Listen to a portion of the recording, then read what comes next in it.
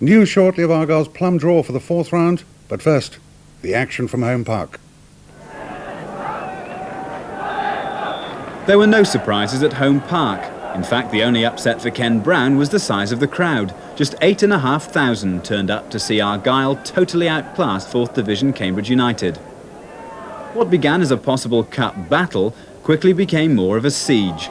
All Cambridge could do was put their faith in luck, their keeper, and some poor Plymouth finishing. There was nothing poor about Mark Stewart's performance or this long-range shot.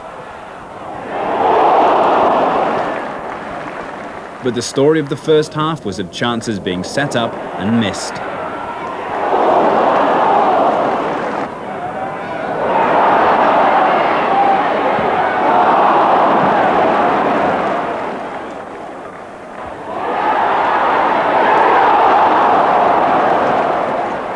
Even Tommy Tynan seemed to have lost the scoring touch. His header cleared off the line by Alan Kimball.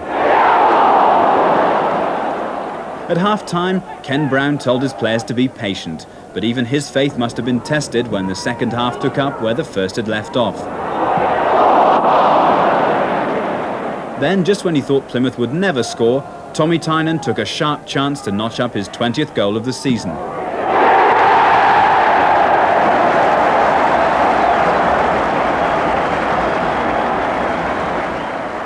There was just time for Sean McCarthy to prove it wasn't his day,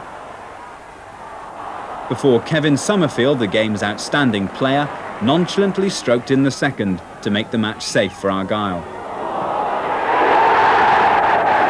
If there was one thing the home fans wanted other than goals, it was for Cambridge to bring on George Riley. With half an hour to go, they did. 4 years ago, his goal for Watford beat Argyle in the semi-final, and so he got the sort of reception he probably expected. But the reception he got soon afterwards from a stranded Adrian Burrows was more of a surprise.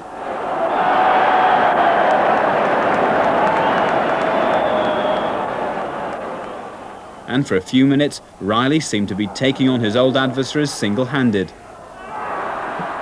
But it wasn't a revival by Cambridge, more a last dying spasm. And after the match, manager Chris Turner admitted the game had been lost long before the final whistle. I think there was only ever going to be one winner after the first 10 minutes. I mean, we did well to survive the first half, but first 20 minutes, second half, I thought if we came out of that, then we'd possibly get a point, or a draw, should I say. But we were never good enough to really trouble them at the other end. So really, I think over 90 minutes, the better team won. I thought it was a good job done by the lads. It could have been very difficult, and it was one of those games where I thought that we was going to get a lot of attacking by our side, and possibly the way it was going, that we wasn't going to score at times, but we didn't panic. They stuck to the job well, and when we didn't score at half-time, or before half-time, then it was important that we keep concentrating on what we were doing. It was your first FA Cup match with Plymouth. Were you a bit nervous about that?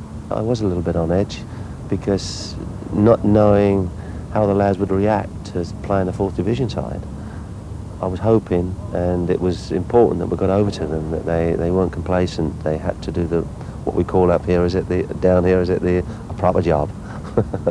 A lot of the fans would probably have judged you a bit by your first performance in the FA Cup as well. Well, if they have, I hope they've enjoyed what they've seen. I'd like to see that we get a home tie again, and I don't care who it is, but if we get a home tie here, then obviously we can hopefully turn on some good entertaining football. Anybody you'd actually like to avoid though in the next round? Liverpool away.